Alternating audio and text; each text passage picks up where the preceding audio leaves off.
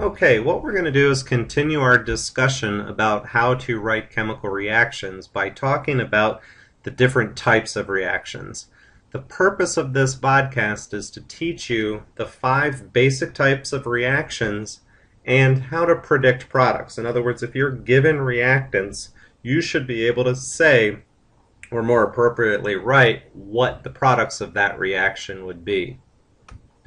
So what we're going to do is look at 5 types of reactions. Now these are 5 general types. If you were to move on in chemistry, what you would do is talk about much more specific types of reactions that use these 5 as a general description. So just realize that as we're doing this, this is a general description.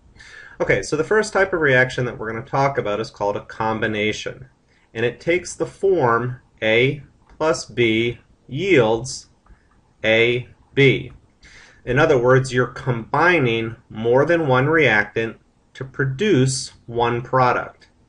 We call this a synthesis reaction because when you synthesize something, you make something. So you're taking parts, putting it together to make a whole. So for an example of this would be magnesium reacts with oxygen to form magnesium oxide. So again, more than one reactant producing one product. So the identifying feature of a combination reaction is the one product. Don't forget your diatomics. Oxygen's a diatomic when it's by itself, but in a compound it takes the subscript dictated by the formula. And I'm not going to balance these reactions. These are unbalanced. Okay, the second type of reaction that we're going to talk about is called a decomposition. And that takes the form AB forms A plus B. It's called an analysis reaction because basically what you're doing is the opposite of a combination. You're taking one compound and you're breaking it apart into its parts. So when you analyze something, what you're doing is breaking it apart and looking at its parts. An example of this would be magnesium oxide breaking apart into magnesium and oxygen. Again, don't forget the diatomics. So essentially these two types are the opposite. Now for us, when we have a decomposition reaction, what you're going to do is take the elements that it's made of and break it into those elements. So for example, if you have H2O, you would break that into hydrogen and oxygen. And again, don't forget the diatomics. There are more complicated decomposition reactions, but we'll leave those for a later date. Okay, the next type is called a single replacement, and it takes the form A plus BC yields AC plus B. You have a single element and a compound. That single element replaces one of the elements in the compound, and in this case, A is going to replace B, form a compound with C, and then B gets kicked out on its own. So for example, lithium plus sodium chloride, the lithium will kick the sodium out of the way, form lithium chloride, and the sodium is on its own. Now the rule for single replacements is if this is a single, or I should say if the single element is a metal, it replaces the metal in the compound. If you've noticed with compounds, you always write the cation first and the anion second. So if lithium would form a cation, it replaces the cation in the compound to form a new compound.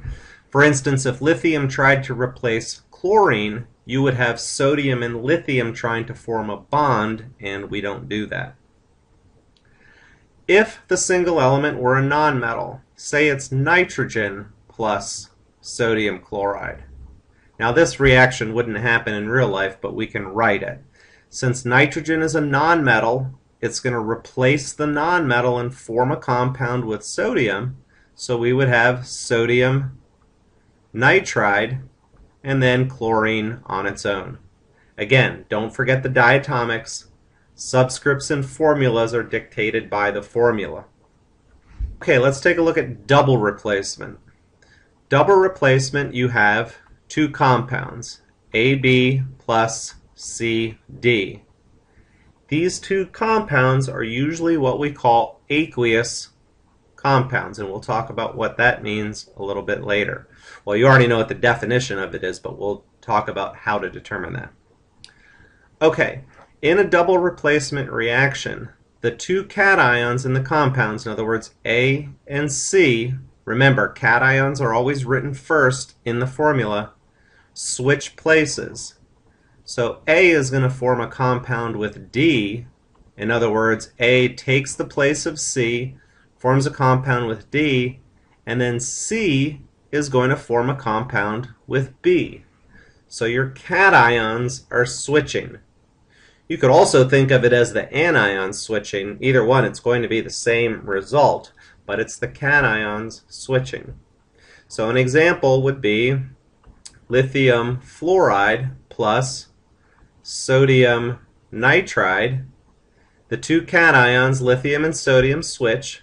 So lithium will form a compound with nitrogen, and sodium will form a compound with fluorine. And again, remember, I keep wanting to emphasize these subscripts in the formulas are dictated by the charges of the compounds in the formulas. People always mix up the diatomics and when you have subscripts in a formula. Okay, a combustion reaction. Now there's a number of ways to write combustion reactions. Basically, a combustion reaction is something that reacts with oxygen. Now that's a very general statement, but that's where we're going to leave it at this point. We'll talk about oxygen reactions in much more detail later.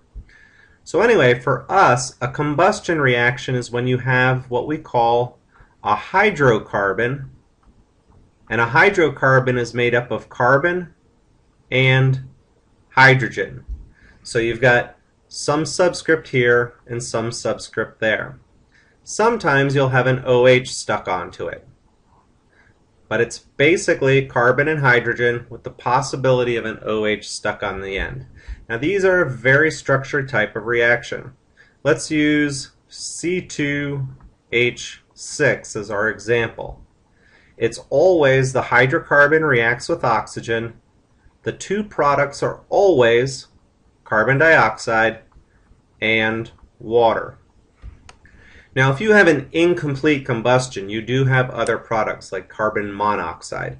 But for us, for right now, a combustion reaction is when you have a hydrocarbon, the other reactant is always oxygen, and the two products are carbon dioxide and water. So if the question said you have C3H9 undergoing combustion, the other reactant would be oxygen, and the two products would be H2O and water every time for us. Okay, so let's just do some examples here and look at some different types and how you differentiate them. Let's take a look at the first one. You've got mercury oxide decomposing into mercury and oxygen. So you have one reactant decomposing into its elements that make it up. So that's going to be a decomposition. Okay, the next one, we've got a compound, cation and anion, single element. So we know it's going to be a single replacement. That magnesium is a cation, or I should say it's a metal, so it will form a cation. So it's going to replace the cation and form magnesium chloride. Okay, the next one, carbon-hydrogen compound, so that's a hydrocarbon. The other reactant is oxygen. Carbon dioxide and water are the products, so we know that's a combustion. Take a look at the next one. You've got another hydrocarbon. Now remember what I said, hydrocarbons can contain oxygen or hydrogens on the end. The other compound is oxygen, water. Now for us, again, that subscript should be 2. It's always going to be carbon dioxide and water. So that's also a combustion. The next one, 2 reactants, one product, so the two reactants coming together to form one thing, that's a combination. Or you could call it a synthesis. The next one, two reactants, one product, again, combination. Next one, same thing.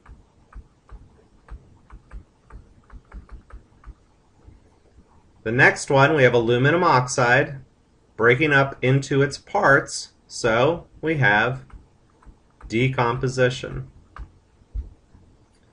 Now we've got calcium oxide compound, water, H&O, you could call it hydrogen oxide if you wanted to, compound.